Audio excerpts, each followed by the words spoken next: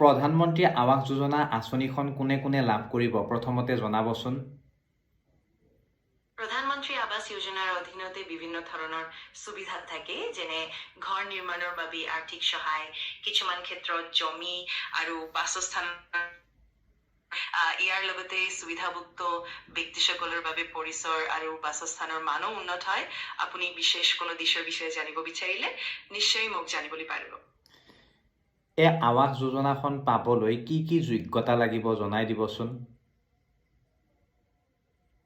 আৱাস যোজনাখন পাবলৈ কিছু সমস্যাও থাকিব পাৰে, যেনে আৰ্থিক নথিপত্ৰৰ সম্পূৰ্ণতা, আবেদন প্ৰক্ৰিয়াৰ দীৰ্ঘসূত্ৰতা আৰু কেতিয়াবা স্থানীয় স্তৰৰ কাৰ্যকৰীতাত কিছুমান বাধা। লগতে উপযুক্ত সুবিধাৰ বাবে আবেদনকাৰীসকলে প্ৰয়োজনীয় নথিপত্ৰ আৰু যোগ্যতা পূৰণ কৰিব লাগিব।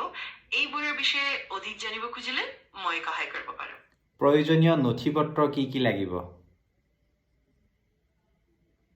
সাধাৰণতে প্ৰয়োজনীয় নথিপত্ৰসমূহত ব্যক্তিগত পৰিচয়ৰ প্ৰমাণ, যেনে আধাৰ কাৰ্ড, পেঞ্চন কাৰ্ড বা ভোটাৰ আইডি কাৰ্ড, লগতে আৰ্থিক আৱশ্যকতা দেখুওৱা নথি, যেনে আয়কৰ ৰিটাৰ্ণ, বেংক ষ্টেটমেণ্ট আৰু প্ৰপাৰ্টিৰ নথিপত্ৰ থাকিব পাৰে।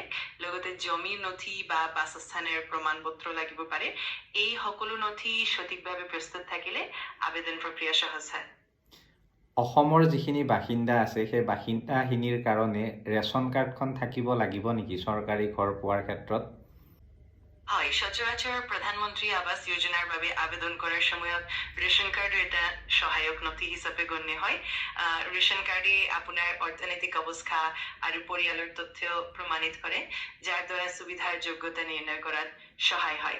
সেয়া নহলে এই নথিপত্ৰৰ প্ৰয়োজনীয়তা অঞ্চলগত নীতি অনুসৰি পাৰ্থক্য হ'ব পাৰে। যদি আপুনি নিশ্চিত নোহোৱা থাকে তেন্তে স্থানীয় কৰ্তৃপক্ষৰ পৰা পৰামৰ্শ ল'ব পাৰিব। আৰু জব কাৰ্ড লাগিব নেকি? হয়, সভ্য কাৰ্ডো প্ৰধানমন্ত্ৰী আৱাস যোজনাৰ ক্ষেত্ৰত এক গুৰুত্বপূৰ্ণ নথি হ'ব পাৰে, বিশেষকৈ যদি আপোনাৰ আয় আৰু পৰিয়ালৰ অৰ্থনৈতিক অৱস্থা সভ্য কাৰ্ডৰ দ্বাৰা প্ৰমাণিত হয়। এই কাৰ্ডে আপোনাৰ সুবিধাৰ যোগ্যতা নিৰ্ণয় কৰাত সহায় কৰে। সভ্য কাৰ্ড থাকিলে আবেদন প্ৰক্ৰিয়াটো অধিক সহজ আৰু সঠিক হয়। যদিহে নিশ্চিত নহয় তেন্তে স্থানীয় কৰ্তৃপক্ষৰ পৰা পৰামৰ্শ ল'বলৈ সুবিধা হ'ব। ভাল। অসমত এইবাৰ কিমান ঘৰ দিব বুলি কৈছিল আপুনি প্ৰধানমন্ত্ৰী আৱাস যোজনাৰ?